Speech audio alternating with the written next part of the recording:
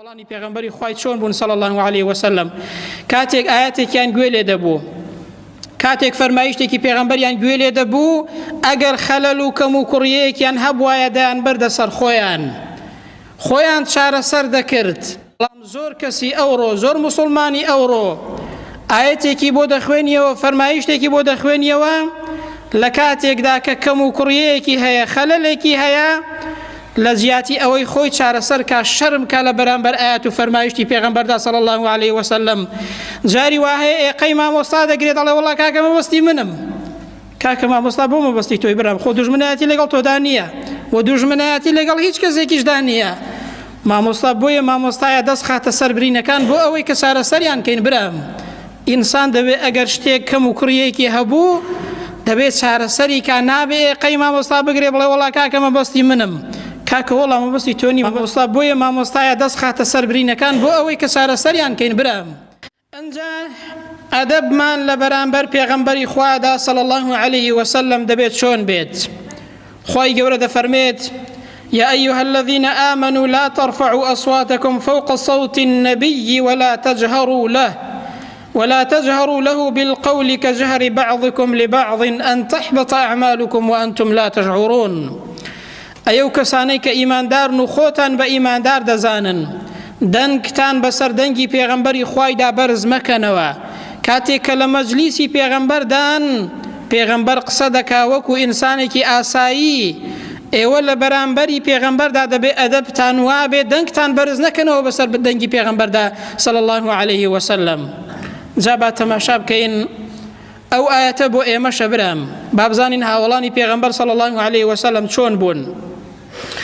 لە کاتێکدا ڕۆژێکیان هەندێک لە هاوڵانی پێغەمبەری خوای دەمەقاڵەیەک ڕوویدا لە لای پێغەمبەری خوای صلی الله علیه وسلم ئەو ئاەتە دابەزی. یەکێک لەوانە کە ئیمامی ئەحمەد بۆمان دەگەڕێتەوە، سابتی کوڕی قەیس یەکێک لە هاوڵانی پێغەمبەری خوای صلی الله علیه وسلم تۆزێک دەنگی بەرز بوو و دەنگی گەورە بوو.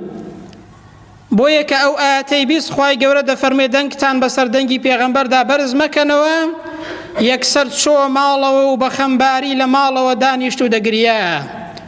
پێغەمبەر صلی الله علیه وسلم هەواڵی ثابتی کوڕی قەیسی پرسی فەرمووی بۆچی دیار نییە چەند ڕۆژێکە دیار نییە؟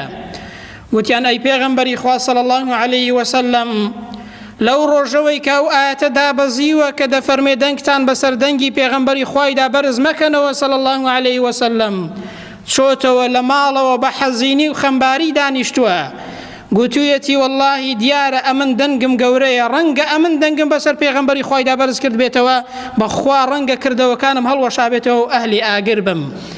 برام هاوڵانی پێغەمبەری خوای چۆن بوون صلی الله علیه وسلم. کاتێک ئاەتێکیان گوێ لێ دەبوو، کاتێک فەرمایشتێکی پێغەمبەریان گوێ لێ دەبوو ئەگەر خەلەل و کەم و کوڕیەیەکیان هەبوایە دەیان بەردە سەر خۆیان چارەسەر دەکرد.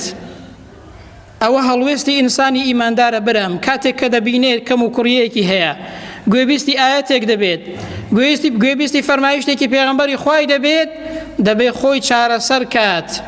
بەڵام زۆر کەسی ئەوڕۆ زۆر موسڵمانی ئەوڕۆ ئاەتێکی بۆ دەخوێنیەوە فەرمایشتێکی بۆ دەخوێنیەوە لە کاتێکدا کە کەم و کوڕیەیەکی هەیە خەلەلێکی هەیە لە زیاتی ئەوەی خۆی چارەسەر کا شەرم کا لە بەرامبەر ئاەت و فەرمایشتی پێغەمبەردا صلی الله علیه وسلم. جاری وهەیە ئێقەی مامۆستا دەگرێت دەڵێ وەڵا کاکە مەبەستی منم، کاکە مامۆستا بۆ مەبەستی تۆی برام، خۆ دوژمنایەتی لەگەڵ تۆدا نییە و دوژمنایەتی لەگەڵ هیچ کەسێکیشدا نییە. مامۆستا بۆیە مامۆستایە دەست خاتە سەر برینەکان بۆ ئەوەی کە چارەسەریان کەین برام. ئینسان دەبێت ئەگەر شتێک کەم و کوڕیەکی هەبوو دەبێت چارەسەری کا، نابێ ئێقەی مامۆستا بگرێ بڵێ وەڵا کاکە مەبەستی منم، کاکە وەڵا مەبەستی تۆ نی، مەبەستی هیچ کەسێک نییە، مەبەستی ئەوەیە کەم و کوڕیەکانمان چاکەین.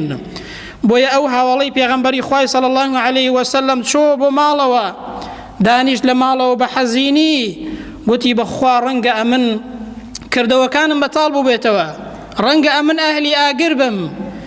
پێغەمبەر صلی الله علیه وسلم فەرمووی نەخێر، بچن موژدەی پێ بدەن و پێی بڵێن ئەو لە ئەهلی بەهەشتە، و پێی بڵێن ئایا ڕازی نابی بەوەی کە بە بەختەوەری بژیێ، بە ژیانێکی خۆش بژیێ و هەروەها بە شەهیدی بمری و هەروەها بچێ بەهەشتی خودای پەروەردگار.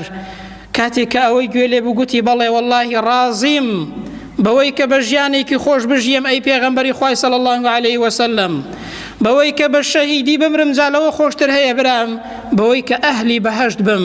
ئەو هەوڵەی پێغەمبەری خوای صلی الله علیه وسلم بە بەختەوەری ژیا ئەنجا بە شەهیدی مرد چۆ بەهەشتی خدای پەروەردگارەوە برام. ئەوە هەڵوێستی هاوڵانی پێغەمبەری خوایە صلی الله علیه وسلم، ئەوە ئەدەب و ڕێز و حرمەتی هاوڵانی پێغەمبەری خوایە بەرامبەر بە پێغەمبەر، بەرامبەر بە ئاەتێکی خدای پەروەردگار برام. دەبێ ئێمەش ئەوڕۆ پرسیار لە خۆمان بکەین، دەبێ ئێمەش ئەوڕۆ ڕوو لە خۆمان بکەین بزانین تا چەندە بەو شێوازەیە بەرامبەر بە ئاەت و فەرمایشتی ئەو پێغەمبەرە، ئاەتی خوای گەورە و فەرمایشتی ئەو پێغەمبەرە خاوەنی ئەدەب و ڕێزین و بەو شێوازەیە ئەگەر خەلل و کەم و کوڕیەکمان هەبێت چارەسەری دەکەین.